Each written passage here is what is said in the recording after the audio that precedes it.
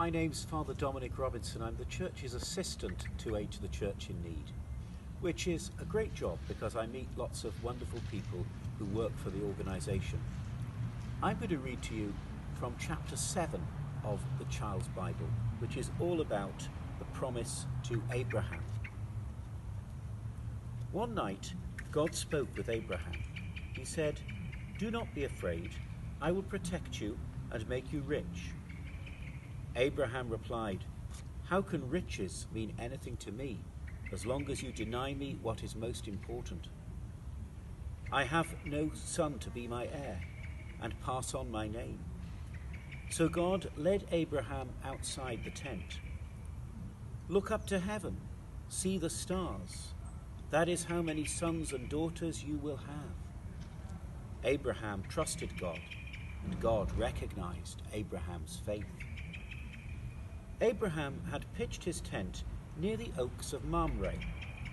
About noon, he sat in the entrance of the tent. There, he saw 3 men coming towards him. Abraham stood up and ran to meet them. "Do not pass me by. Come and rest." Abraham gave the strangers butter and milk, meat and bread to eat. After the meal, one of the guests asked Abraham, "Where is your wife, Sarah?" "She is in the tent," replied Abraham. The stranger said, "Next year, about this time, I will come again, and Sarah will have a son." Sarah stood behind Abraham in the tent.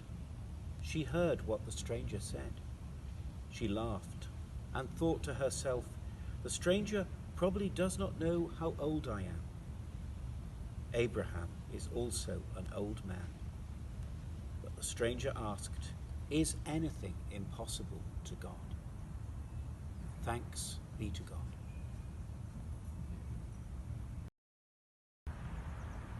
Now this is a story about a very old couple. They're a lot older than any of your grandparents or great-grandparents, this couple, Abraham and Sarah. They've been around for a very long time. And at the end of his life, Abraham is frustrated. He's frustrated, first of all, because he doesn't get what he wants. He wants a son. We've all been in that position, I'm sure. Maybe you wanted a particular present at Christmas. You wanted a bike, or you wanted a pony, or something like that, and you didn't get it.